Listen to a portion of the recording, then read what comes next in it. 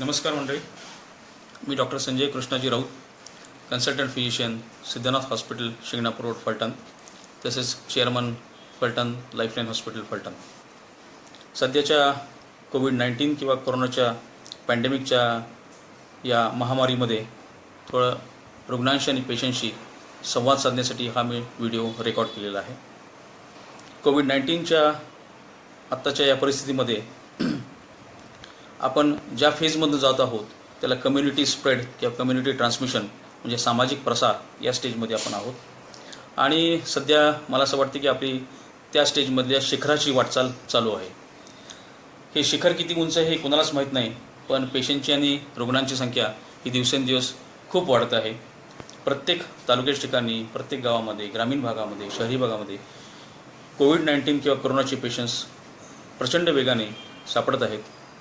पेशंटची संख्या ही खूप झालेली आहे. तर अशा परिस्थितीमध्ये पेशंट्स खूप धास्तावलेले आहेत, गडबडलेले आहेत, कन्फ्युज्ड आहेत. त्यांना नेमकं काय करावं कळत नाही आणि जे ते पेशंट्स ज्याला काय त्रास होतो आहे तो पेशंट्स पटकीने हॉस्पिटलमध्ये जाण्यासाठी, बेड मिळवण्यासाठी धडपडतो आहे. तर अशा परिस्थितीमध्ये आम्ही डॉक्टर्स लोकांनी म्हणजे जनरल प्रॅक्टिशनर्स, फिजिशियन्स यांनी आम्ही बरीच चर्चासत्र घेतलेली आहेत. वेगवेगळ्या शासकीय लेवलला, प्रायव्हेट लेवलला आम्ही चर्चासत्र घेऊन पेशंटची ट्रीटमेंट, त्यांचे उपचार, त्यांना कसं मॅक्झिमम पेशंट्सना आम्हाला वाचवता येईल या सगळ्यांचं नियोजन, त्यांचे प्रोटोकॉल्स, नॅशनल गाईडलाईन्स या सर्व तत्वावर आम्ही पेशंटची ट्रीटमेंट करत आहोत. पण पेशंटच्या, रुग्णांच्या माध्यमातून किंवा समाजाच्या माध्यमातून काही बऱ्याचशा चुका होत आहेत, त्रुटी राहत आहेत की ज्यामुळे पेशंट्स सिरियस होत आहेत अशी माझी धारणा आहे. आणि असे पेशंट्स सिरियस होऊ नयेत म्हणून हे रुग्णांना मार्गदर्शन आणि सूचना यासाठी मी हा व्हिडिओ रेकॉर्ड केलेला आहे. आता असं दिसतं की समाजामध्ये जे पेशंट्स आमच्याकडे येतात, ओपीडीला येतात, तर त्यांना साधारण 2 ते 3 दिवस बॉडी एक, अंग दुखणे, कणकणी, ताप, खोकला असे लक्षणं येतात. 2 दिवस त्यांना असं वाटतं की ही साधी लक्षणं आहेत, ते काहीतरी साधे ट्रीटमेंट, अँटीबायोटिक्स आणि पेनकिलर्स घेत आहेत. 2 दिवसांनी या पेशंट्सना बरं वाटायला लागतं आहे. त्यानंतर 1-2 दिवस पेशंटना बरं वाटल्यानंतर परत 5व्या दिवसानंतर त्यांना खोकला चालू होतो आहे, दम लागतो आहे, धाप लागते आणि हे पेशंट्स हळूहळू सिरियस व्हायला लागतात. तर हे पेशंट्सना उशिरा डायग्नोसिस, उशिरा ट्रीटमेंट झाल्यामुळं हे पेशंट्स सिरियस होतात. तर मी सर्व पेशंट्सना किंवा सगळ्या समाजातल्या लोकांना सांगू इच्छितो की ज्यावेळेला तुम्हाला अंग दुखणे, कणकणी, ताप, बऱ्यापैकी हायग्रेड फीवर ही लक्षणं येतात त्यावेळेला तुम्ही थांबवू नका. अशी जेव्हा लक्षणं येतात त्यावेळेला लगेच त्या दिवशी किंवा सेकंड डे तुम्ही डॉक्टर्सकडे जा. डॉक्टर्सकडे गेल्यानंतर पहिल्यांदा कोविडची चाचणी करा. कोविडची चाचणी करणं हे अत्यंत गरजेचं आहे. त्यामध्ये 2 चाचण्या आहेत, एक RT-PCR आणि दुसरी रॅपिड अँटीजन. अशा 2 टेस्ट आहेत. त्यातली रॅपिड अँटीजनची टेस्ट जी आहे ती ताबडतोब निर्णय देते. 1 ते 2 तासामध्ये त्याचा तुम्हाला रिझल्ट आणि पॉझिटिव्ह आहे का निगेटिव्ह आहे हे समजतं. RT-PCRची टेस्ट आहे, ती टेस्ट घेतल्यानंतर त्याचा रिझल्ट सेकंड डे किंवा थर्ड डे मिळतो, म्हणजे त्याला उशीर लागतो. त्यामुळे सध्या आम्ही रॅपिड अँटीजन की जी ताबडतोब रिझल्ट देणारी टेस्ट आहे ही सर्वांची टेस्ट करतो. 70% पेशंटमध्ये रॅपिड अँटीजनची टेस्ट पॉझिटिव्ह येते.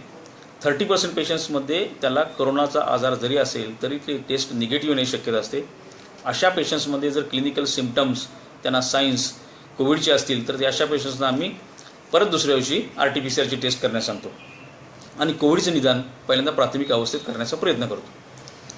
तर असे जे पेशंट्स की जर पहिल्या दिवशी किंवा दुसऱ्या दिवशी तापाचे आले तर आम्ही त्यांना लवकरात लवकर निदान करू शकू, त्यांची रॅपिड अँटीजन टेस्ट करू शकू.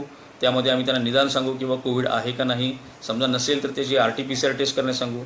त्यासोबत त्यांना बाकी तपासण्यामध्ये मग ब्लडच्या तपासण्या आहेत, HRCT थोरॅक्स आहे, स्कॅन आहे, ह्या तपासण्या करून इनडायरेक्ट इव्हिडन्स करून त्यामध्ये कोविडची लक्षणं आहेत का, निमोनिया आहे का, ही आम्ही गोष्टी बघू शकतो. पण ह्या पेशंट्सना जर तातडीने आणि वेगाने जर तुम्ही तपासण्या केल्या तर सेकंड डे किंवा थर्ड डेपर्यंत त्याचं डायग्नोसिस क्लिअर होतं, त्याची ट्रीटमेंट चालू होते.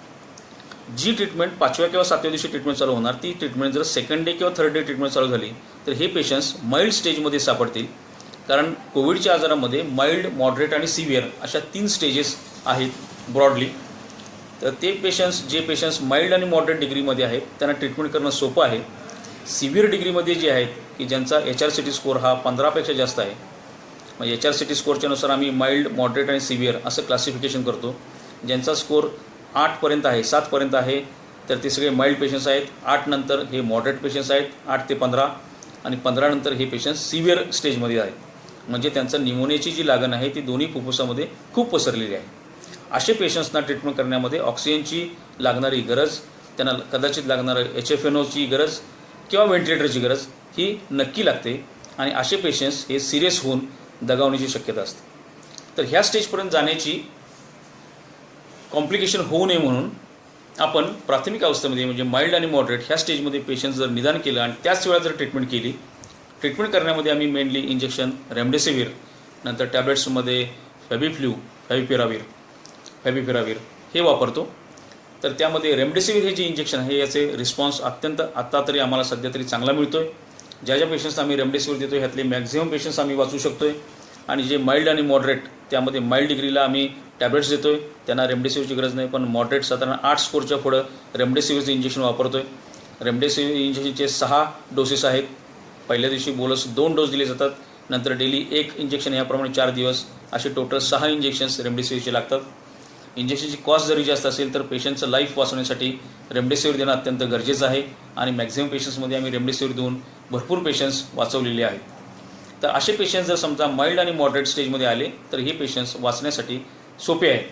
म्हणजे ते पेशंट्स सिव्हिअर होणार नाहीत आणि असे पेशंट सिव्हिअर नाही झाले तर लागणारा ऑक्सिजन, लागणारं HFNO मशीन किंवा व्हेंटिलेटर्स याची आवश्यकता कमी लागेल. सध्या आपण जर बघितलं ऑक्सिजनचा तुटवडा पडत आहे.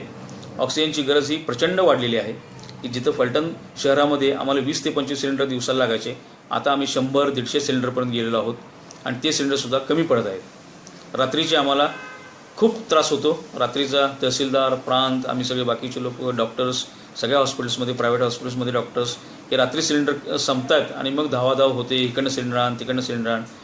ह्यासाठी त्यासोबत आम्हाला ऑक्सिजनचे व्हेंडर्स जे आहेत त्यामध्ये मनीष कुमार आहेत, नंतर आंबोले आहेत, बनसोडे आहेत, हे प्रयत्न मदत करतात, पण त्यांची पण खूप धावपळ होते. पण सध्या तरी आम्ही खूप जगलरी करून पेशंटना ऑक्सिजन पुरवठा करण्याचा आटोकाट प्रयत्न करतो आहोत.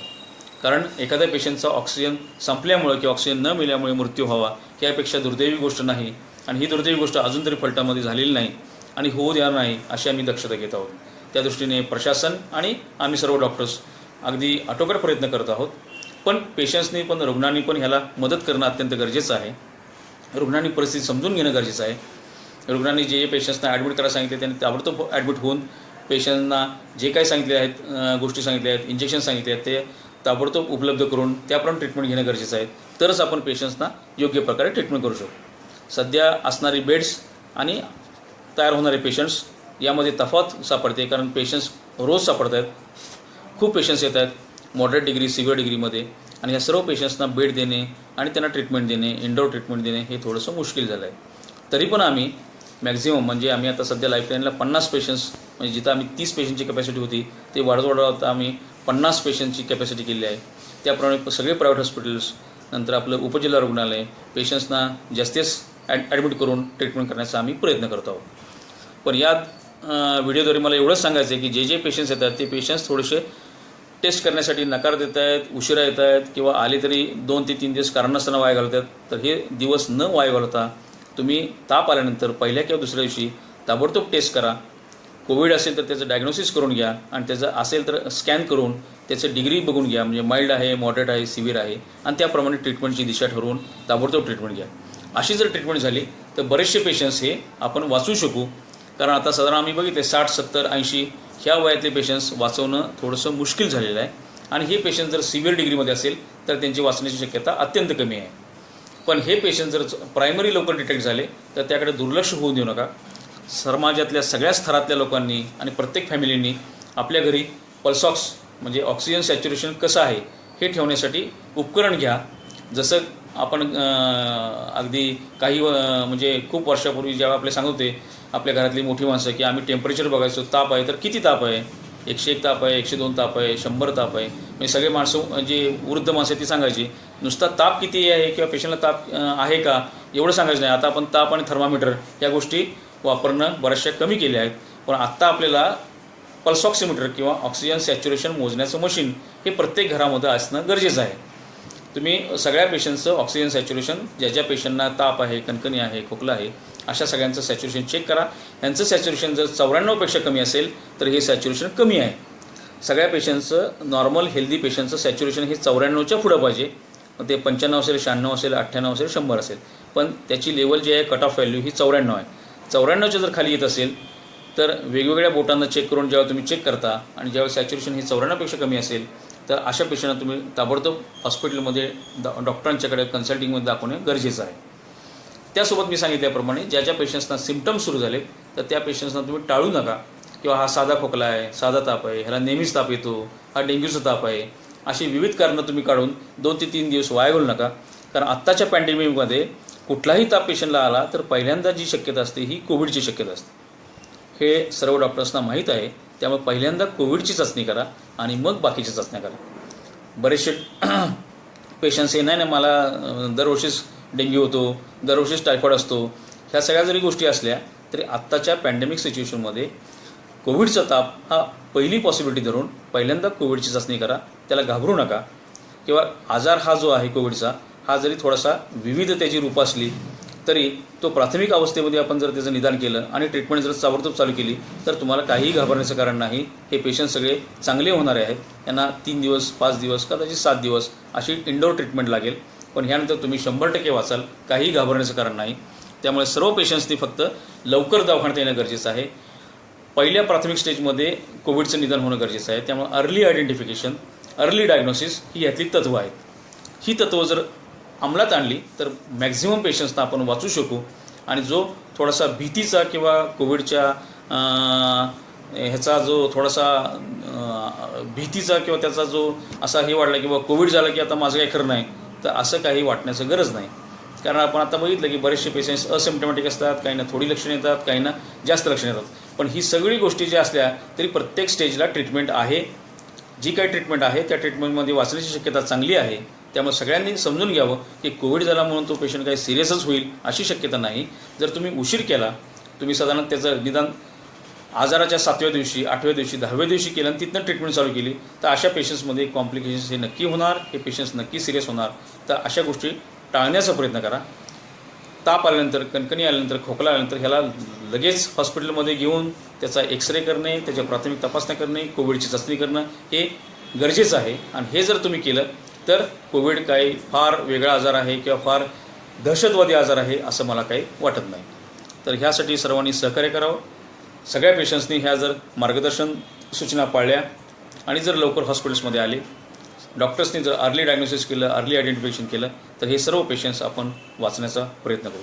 मी सर्वांना शुभेच्छा देतो आणि सर्व डॉक्टर्स, सर्व रुग्णांना या कोविडच्या महामारीपासून लवकरात लवकर सुटका व्हावी अशी ईश्वरचरणी प्रार्थना करतो. थँक्यू. Take care.